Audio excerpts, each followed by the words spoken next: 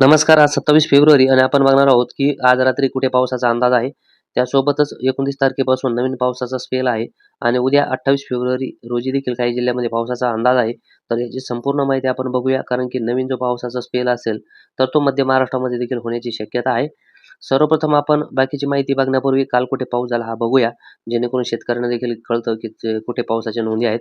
तर छत्रपती संभाजीनगरचा उत्तर आणि पूर्वेकडील विभाग, जालन्याचा उत्तर विभाग, त्यानंतर काहीसा नांदेडचा आणि परभणीचा उत्तरेकडील अगदी किनाऱ्याला लागून असा विदर्भाला अ, त्यानंतर अकोला, वाशिम, यवतमाळ, अमरावती आणि जळगावमध्ये बुलढाण्यामध्ये काल तीव्र असं वातावरण होतं. याच ठिकाणी संपूर्ण ठिकाणी पाऊस झालेला आहे आणि आपण आता जवळपास 6:30 ची परिस्थिती जर बघितली, तर छत्रपती संभाजीनगरच्या कालच्याच ठिकाणी ज्या ठिकाणी पाऊस झाला, त्या ठिकाणी तीव्र असा एक पावसाचा ढग आहे आणि त्यानंतर दुपारी काहीसा पाऊस जो नाशिकचा पूर्वेकडील विभाग आणि जळगावमध्ये देखील झालेला आहे. आपण या संदर्भात काल देखील माहिती दिलेलीच होती.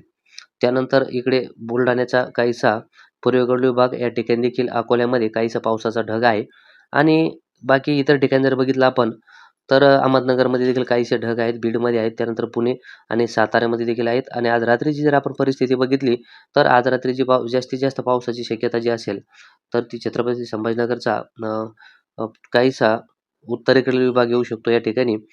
उत्तरेकडील विभाग त्यासोबतच जालन्याचा उत्तरेकडील विभाग, यवतमाळ, अकोला, वाशिम, चंद्रपूर, गडचिरोली, भंडारा, गोंदिया, नागपूर, बुलढाणा आणि जळगाव याच ठिकाणी आज रात्री वातावरण तीव्र राहण्याचा अंदाज आहे आणि खास करून जो पूर्वेकडील विभाग आहे विदर्भाचा, वर्धा, नागपूर या ठिकाणी जे आहे तर रात्री उशिरापर्यंत पावसाची शक्यता आहे. त्यामुळे शेतकऱ्याला आता जरी पाऊस या ठिकाणी दिसत नसला, तरी पण रात्री उशिरापर्यंत अंदाज आहे. त्यामुळे शेतकऱ्यांनी या ठिकाणी लक्ष ठेवावं. कारण की हा देखील गडगडाटी पाऊस होण्याची शक्यता आहे. कदाचित त्या ठिकाणी गारपीट देखील होण्याची तीव्र शक्यता दाट आहे. म्हणजे तुफान गारपीट होईल अशा प्रकारची स्थिती वर्धा आणि नागपूरमध्ये बनू शकते. तर शेतकऱ्यांनी लक्ष असावं. त्यानंतर रात्रीची अजून परिस्थिती बघितली तर अहमदनगरमध्ये काहीसं एक दुसऱ्या ठिकाणी हलकेसा थेंब होईल किंवा हलका पाऊस होईल, अशा प्रकारची स्थिती आहे. खूप मोठा पाऊस होईल अशी बिलकुल शक्यता नाही. त्यानंतर पुणे आणि साताऱ्यामध्ये काहीसं ढगाळलेलं वातावरण आहे. क्वचित काही ठिकाणी हलके थेंब होतील, परंतु यामधून मोठ्या पावसाची अजिबात शक्यता नाही. त्यानंतर आता आपण बघूया उद्याची परिस्थिती काय आहे.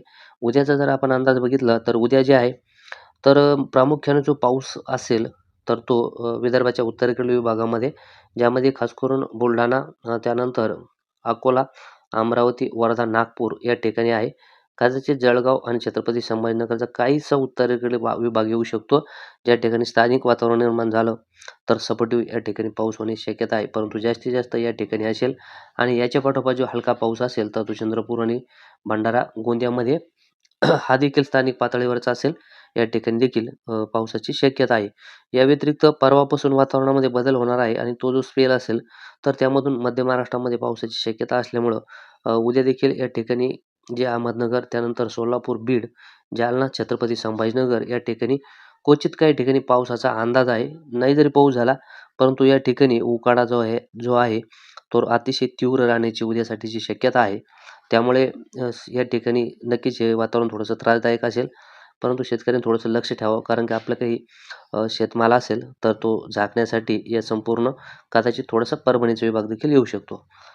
त्यानंतर जो 29 तारखेपासून पाऊस असेल, तर तो खास करून मध्य महाराष्ट्रातील सांगली, त्यानंतर सातारा, सोलापूर, बीड, धाराशिव, जालना, छत्रपती संभाजीनगर, जळगाव, धुळे, नंदुरबार, नाशिक या संपूर्ण ठिकाणी होण्याची, पुणे या संपूर्ण विभागामध्ये याचा प्रभाव दिसणार आहे आणि हा खूप मोठा या ठिकाणी गारपिटीची शक्यता थोडी कमी वाटते. परंतु तरी देखील क्वचित काही ठिकाणी गारपिटीची उत्तरेकडील विभागामध्ये जरा चान्सेस बनले तर होऊ शकते. परंतु जास्तीत जास्त गडगडाटी पावसाची या ठिकाणी शक्यता आहे आणि दुसऱ्या स्पेलमध्ये जे असेल तर परभणी, हिंगोली त्यासोबत विदर्भातील पुन्हा बहुतांशी विभागमध्ये जे असेल तर गारपिटीचा धोका या ठिकाणी देखील राहणार आहे. वादळी वारा आणि विजांसहित हा देखील पाऊस असेल.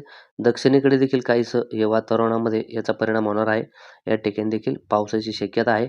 त्यामुळे शेतकऱ्यांनी आपल्या पिकांचं जे नियोजन असेल, तर ते दिलेल्या माहितीच्या आधारे करावं. कारण की आपण उद्या पुन्हा याबद्दल थोडीशी परवा 29 तारखेसाठी किंवा 1 तारखेची व्यवस्थित माहिती देऊया. आज देखील आपण पुढे समजूनच घेणार आहोत. 28 तारखेचा हवामान विभागाचा अंदाज जर बघितला आपण, तर बहुतांशी ठिकाणी हवामान कोरडे राहण्याचा अंदाज आहे. फक्त अमरावती, भंडारा आणि गोंदिया या ठिकाणी हलका पाऊस होईल असा हवामान विभागाचा अंदाज आहे. आपला अंदाज आपण अगोदरच सांगितलेला आहे. त्यामुळे त्या ठिकाणी पावसाची शक्यता निश्चित तयार होईल. त्यानंतर 29 तारखेचा हवामान विभागाचा अंदाज जर बघितला, तर छत्रपती संभाजीनगर, जालना आणि जळगावमध्ये हलका गडगडाट किंवा हलका मध्यम पाऊस होण्याचा अंदाज दिलेला आहे. त्यानंतर 1 मार्च रोजी जे आहे, तर इशारे या ठिकाणी दिलेले आहेत. म्हणजे लक्ष असावं, पिवळा इशारा या ठिकाणी बुलढाणा, अकोला आणि अमरावतीला देण्यात आलेला आहे. म्हणजे वातावरण पुन्हा तीव्र होणार आहे. ज्यामध्ये परभणी, जालना, छत्रपती संभाजीनगर, नाशिक, जळगाव, धुळे, नंदुरबार या ठिकाणी हलका गडगडाट किंवा हलका मध्यम पाऊस होण्याचा इशारा आहे. तर हे इशारे संपूर्णपणे बदलणार आहेत, कारण की आपण जसं सांगितलं त्याप्रमाणे या संपूर्ण ठिकाणी पावसाची शक्यता आहे. त्यानंतर पूर्वेकडे देखील याचे इशारे सतत बदलत असतात आणि आपण अगोदर देखील सांगितलेलं होतं, की हे वातावरण लवकर थांबणार नाही आहे. तर जवळपास 2 ते 3 तारखेपर्यंत हे वातावरण जाण्याचा अंदाज आहे. अशाच प्रकारचे अंदाज बघण्यासाठी अजून चॅनल सबस्क्राईब केलेलं नसेल तर चॅनल नक्की सबस्क्राईब करा. सध्यासाठी इथंच थांबतो. जय महाराष्ट्र.